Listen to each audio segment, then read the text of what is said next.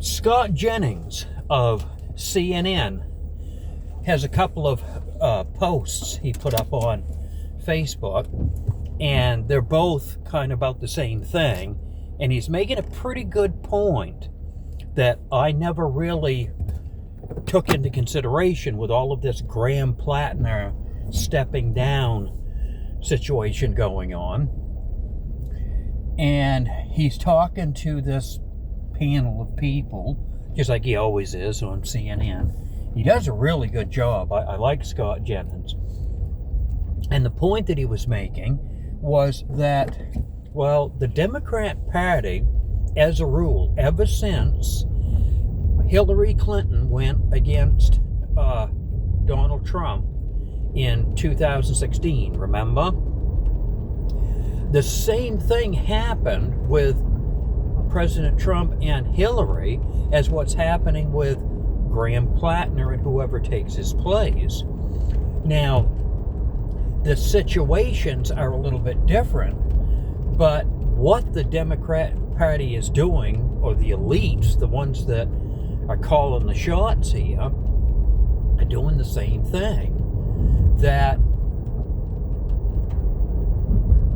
Scott Jennings points out that the Democrats during the primaries made their decision that they wanted Graham Platner. Out of all of the ones that were running, Graham Platner overwhelmingly took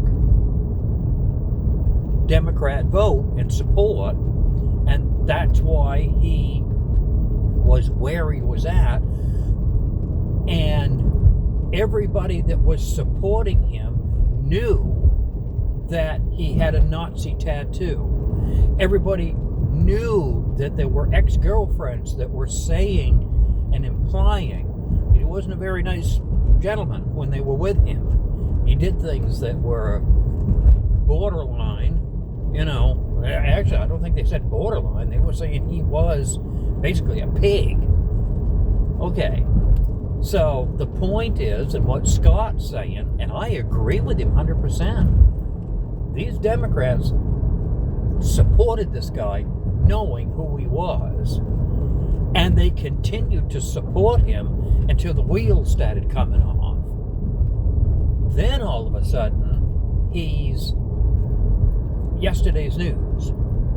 And there are some, I think, that still want to support him and still see him keep going, but because of the media and the Democrat elite power that they have, aren't they, in a way, disenfranchising their own voters?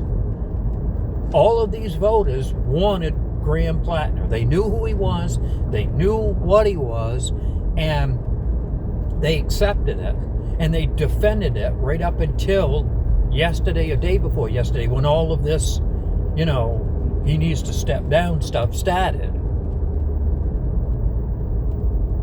It was kind of the same thing that they did to Bernie.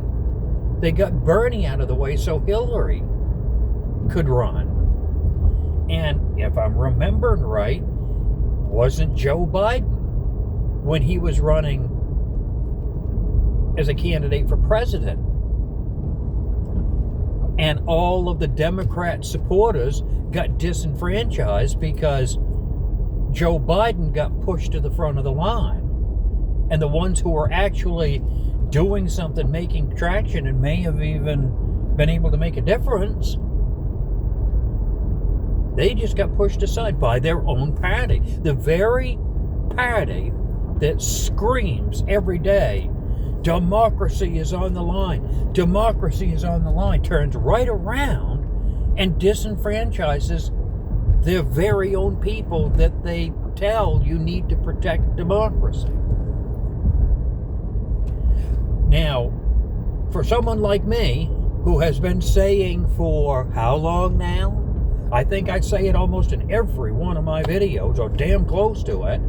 You've got progressives that now have all the power in the Democrat Party. I don't think that there's anybody left in the party. Now, I'm not going to say anybody, but you take 10 Democrats, 9 of them are going to be progressive. And that's where all the power is, in this party. And that you have progressives with all of that power, are we really that shocked to hear a Scott Jennings or anyone else point out that the party that's constantly screaming about protecting democracy is the very same people who is stepping on democracy and threatening it with their own voters? And the voters are still supporting those people to make decisions of who's going to be leadership in their party. Again, this has got to be, now that I'm giving it a second thought and a second go around here in my own head, this has got to be one of the most ultimate progressivism on display. It is on display for everybody to see. The only people that don't see it are the Graham Platner far left supporters of what's left of this progressive Democrat Party. And this is all going down in the history books too. I mean, they're not going to be able to deny anything. They will deny it. They just won't be able to get away with it, because history will be a clear and accurate record of exactly what's going on here. And I know right now the higher ups in the Democrat Party, all the way up to the Chuck Schumers and Nancy Pelosi's and anybody else that's in power down there, they don't care. They don't care. All that matters is winning and keeping their power. And they're obviously proving, beyond the shadow of a doubt, that whatever it takes to win, just win. And whatever happens along the way, whatever damage happens, it just doesn't matter. It doesn't matter. The main goal is win. Get what they want, have what they want, and to hell with anyone that gets damaged along the way, or the party gets if they just don't care anymore. This is something else. And what I don't get is, I know right now, if the Republican Party did stuff like this, the Republican Party has got their faults, don't get me wrong. Right off the bat, up until Donald Trump came along, Republicans didn't have a spine. They were basic pushovers, and they would just bow to the Democrats and give them whatever they want. Did it for years. And I bet you what will happen is, when Donald Trump is done and leaves Washington, that right there, the Republicans bowing to the Democrats, it'll return to that after Trump leaves. With Trump, they've got courage to stand up. But without Trump or someone like him, it'll just return to it. I know it will. And that's what's sad about this country. I think about it. You know, what if we had good, strong-willed people that get into the White House and get into Congress, and their main focus is to do and pass legislation that makes lives better for the people of the country, and not make Washington better. Because before Donald Trump, that's all they were doing. Clearly.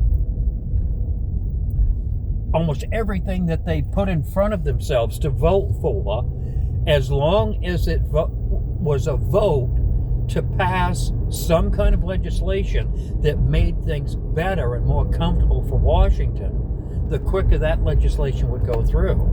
But if they wanted to do something for you or me to make our lives easier, well, that required months and months of litigation and all this foolishness. It's just sad that the greatest country on the planet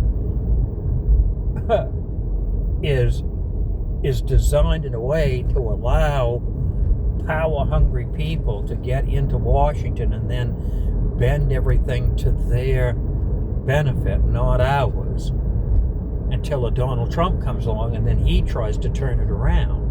And when someone like a Donald Trump tries to do that, they try to kill him. They first try to take him out with the legal system, lawfare, wall-to-wall lawfare. They couldn't do it, so then they try to kill him. And not only did they try to kill him, but I think it was at least 3 times. 3, maybe 4 times now. I've lost count how many times. They tried to lawfare him out of there, and then when that didn't work, they tried to kill him. Because they want to keep that concentrated power down there, and to hell with the American people. This is terrible. It's terrible. But anyways, I wanted to share that opinion. Looks like we're going to have another great day. I want to hear your comments. Whatever you've got to say, please feel free to leave a comment. Agree, disagree. I would just love to hear from you. Don't forget to like, share, and subscribe. I want to have a big audience. And I want everybody to join in too. I want you to feel free to say what's on your mind. It's America, freedom of speech, and you can exercise it right here.